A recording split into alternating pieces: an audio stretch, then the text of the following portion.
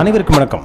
Telecom துறைக்காக மத்திய அரசு புதிய சட்டம் கொண்டு வர இருக்கிறது. இது ஜனவரி 1, 2025 முதல் செயல்பாட்டுக்கு வரும் என்றும் சொல்லப்படுகிறது. இந்த சட்டத்தின்படி ஒரு தனியார் பூமி வழியாக டெலிகாம் லைன் இழுப்பதற்கோ அல்லது டவர் நிறுவுவதற்கோ தனியார் நிலத்தின் உரிமையாளர் மறுப்பு தெரிவித்தாலும் மாவட்ட ஆட்சியாளர் மூலமாக அந்த டெலிகாம் நிறுவனத்திற்கு அனுமதி தேட இயலும் என்பதுதான் இந்த புதிய சட்டம். இந்த புதிய சட்டத்தின்படி மத்திய அரசு கூறுவது, ஒரு டெலிகாம் நிறுவனம் ஒயர் இழுப்பதற்கோ அல்லது டவர் நிறுவுவதற்கோ ஒரு தனியார் பூமியில் கடந்து செல்ல வேண்டிய நிர்பந்தம் ஏற்பட்டால் அது பொது சமூகத்திற்கு மிக தேவையும் தவிர்க்க முடியாததும் என கருதினால் நிலத்தின் சொந்தக்காரருக்கு அனுமதி கோரி டெலிபோன் நிறுவனம் நோட்டீஸ் அளிக்க வேண்டும்.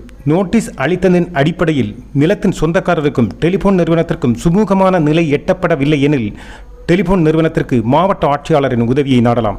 அப்படி மாவட்ட ஆட்சியாளருக்கு விண்ணப்பம் அளித்த 30 நாட்களுக்குள் மாவட்ட ஆட்சியர் அலுவலகத்திலிருந்து நிலத்தின் சொந்தக்காரருக்கு நோட்டீஸ் அனுப்பப்படவோ அல்லது டெலிபோன் நிறுவனத்தின் விண்ணப்பத்தை தள்ளுபடி செய்யவோ இயலும்.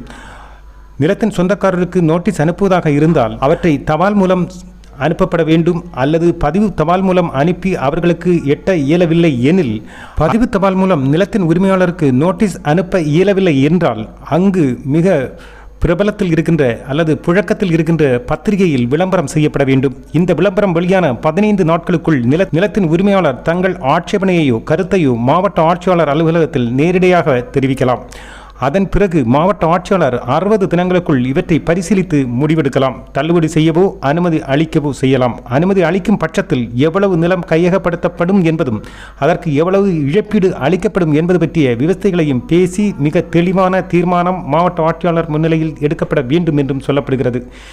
ஏற்கனவே டவர் அல்லது கேபிள் தங்கள் நிலத்தின் வழியாக செல்கிறது, அதை நீக்க வேண்டும் என்று நிலத்தின் உரிமையாளர் நினைத்தால் டெலிபோன் நிறுவனத்திற்கு அதை அகற்ற கோரி நோட்டீஸ் அளிக்கலாம். அது நிலத்தின் உரிமையாளர் நோட்டீஸ் அளித்த 30 நாட்களுக்குள் டெலிபோன் கம்பெனி அதற்கான பதிலை கட்டாயம் நிலத்தின் உரிமையாளருக்கு அளிக்க வேண்டும். அதோடு இருவரும் பேசி தீர்த்து அவற்றை அகற்றுவதற்கான செலவை இருவருக்கும் இடையே ஏற்கனவே இருக்கும் ஒப்பந்தத்தின் அடிப்படையிலும் ஏற்கனவே கைமாறப்பட்ட பணத்தின் செலவுகளின் அடிப்படையிலும் சுமூகமான தீர்வை இருதரப்பும் பேசி தீர்த்து கொள்ள வேண்டும்.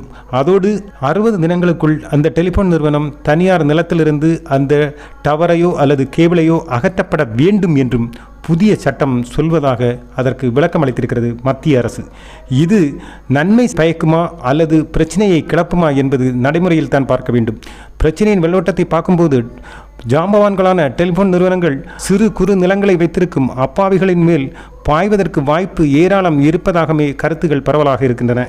இதில் மாவட்ட ஆட்சியாளரின் முடிவே இறுதியானது என்பதால் அவர் மனது வைத்தால் மட்டுமே அப்பாவிகள் பாதுகாக்கப்படுவார்கள். மட்டுமல்ல, இது சம்பந்தமான எந்த ஆவணங்கள் ஆனாலும் மிக கவனமுடன் கையாள வேண்டும் என்பதும் குறிப்பிட்ட கால அவகாசங்களுக்குள் தெரியப்படுத்த வேண்டிய அலுவலகங்களுக்கோ அல்லது தெரியப்படுத்த வேண்டிய இடங்களில் சரியாக தெரியப்படுத்தி கால அளவிற்குள் நடவடிக்கை எடுக்கவில்லை எனில் பிறகு வருத்தப்பட வேண்டிய நிலைமை உருவாகும் என்பதால் மிக கவனமுடன் இருப்பது நல்லது என்றே தோன்றுகிறது.